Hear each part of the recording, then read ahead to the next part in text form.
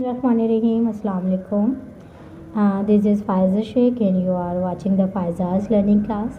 Good to see you once again in this class. Today I am going to start the new topic from Pakistan study, Razia Sultana. Firstly I am telling to you हमने start किया था अपना Muslims rule from Mohammad बिन कासिम से। Then उसके बाद महमूद गजनवी आए, तो उसके बाद शहाबुद्दीन गौरी आए। दैन स्लेव एम्पायर जब स्टार्ट हुआ तो कुतुबुद्दीन ऐबक का पीरियड था। फिर शमसुद्दीन इल्तमिश के बारे में हमने पढ़ा। अब हम पढ़ने जा रहे हैं रज़िया सुल्ताना, जो कि डॉटर हैं शमसुद्दीन इल्तमिश की। इनका पीरियड स्टार्ट हुआ था 1236 में और एंड हुआ था 1240 के अंदर। बहुत शॉर्ट पीरियड था बट बहुत ज़्यादा ब्रिलियंट पीरियड था। तो आज हम जो है स्टडी करेंगे रज़िया सुल्ताना की, the first impress of Hindustan.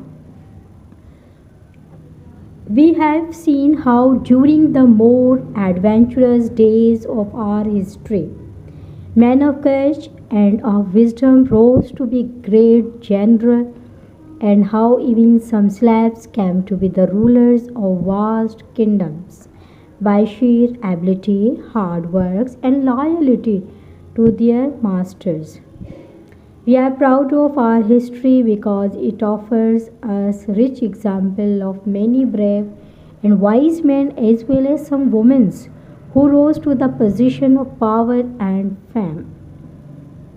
Before Sultan Iltutmish died after a fruitful reign of 25 years, he had desired that his talented daughter of Razia should succeed him as the ruler of the Delhi Sultanate.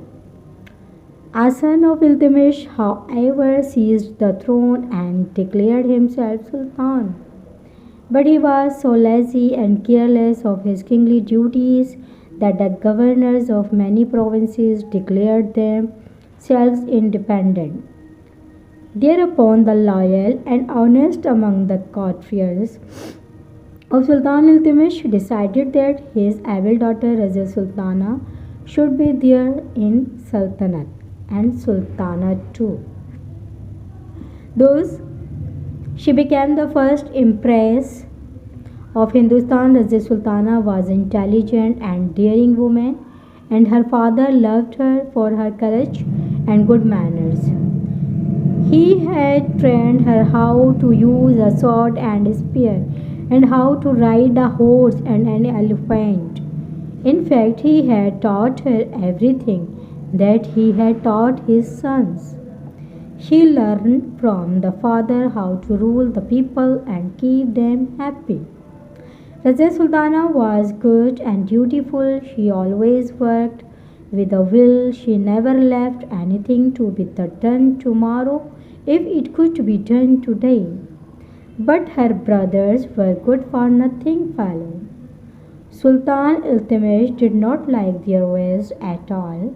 So, whenever he went out on war against his enemies, he would leave Razia Sultana to rule for him. She performed her duties so well that everyone was happy and contented. After the death of her father, Razia Sultana came to the throne. She used to dress herself like a sultan and hold public darbar. She called for regular reports about the affairs of the state and passed orders on those reports. Even in the battlefield, she ruled. She used to lead her army and fight the enemy like a seasoned commander. But as time passed, her growing strength and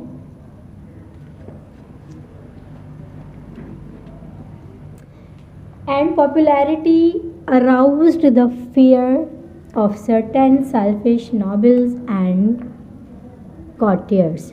They had made her their empress in the hope that would be a poor, weak ruler. Now they turned against her because she was a strong and firm empress. When the time came for her to marry, Razia Sultana looked around for a good and faithful companion, not necessarily a rich or nobleman. She chose one of her army officers named Yaqub. Yakut was not a Turk like most of the courtiers. Her choice therefore displeased them. These courtiers and nobles rose against her under Malik al-Tunya, the governor of the Bathinda, now in the Bharat. They brought an army against her. Razia Sultana was not a coward. She marched out at the head of her own army. She fought well, but somehow she was caught by them.